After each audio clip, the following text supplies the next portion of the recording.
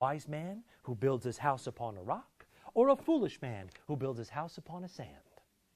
Psalm 1:1.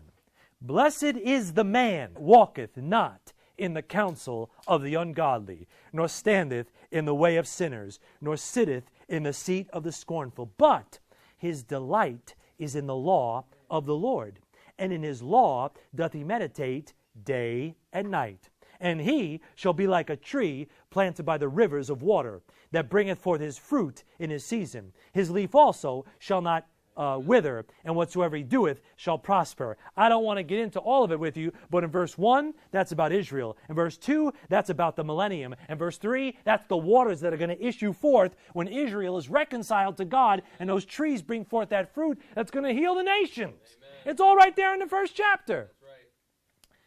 But break it down with me now. Verse 1, blessed is the man that walketh not in the counsel of the ungodly. You know, in the past, Israel as a nation walked in the counsel of God, didn't they? There was a time under David, under parts of Solomon's reign, when the nation of Israel was just walking with God, and they were the mightiest nation the world had ever seen, right? In the past. But you know what started happening? They started standing in the way of sinners. They started moseying over to sinners and kind of saying, oh, I like the way you do things. I like the way you worship. I like the way you think. And they started standing in the way of sinners. And you know what the result of that is? Third, now that nation that was given the oracles of God mocks Christians like us who follow the word of God. Blessed is the man who walketh not in the counsel of the ungodly, that's one, nor standeth in the way of sinners, that's two, nor sitteth in the seat of the scornful, the mocker, the one that makes fun.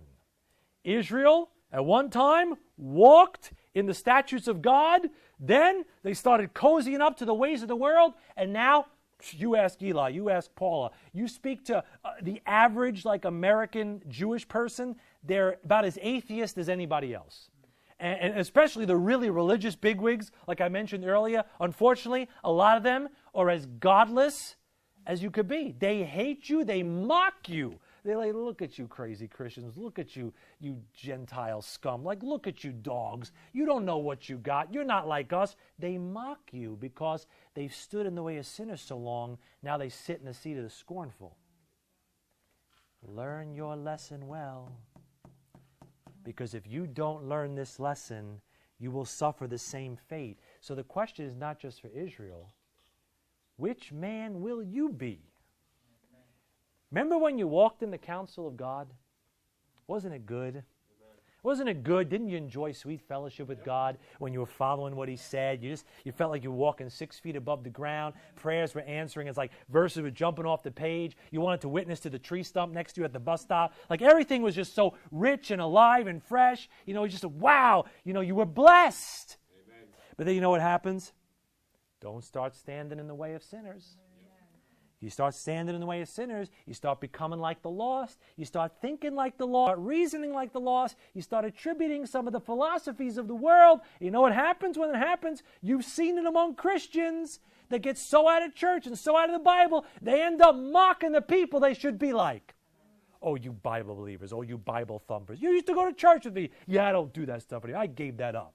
See the progression? Or I should say the regression from blessed to standing, to just sitting around and mocking what you should be following and worshiping.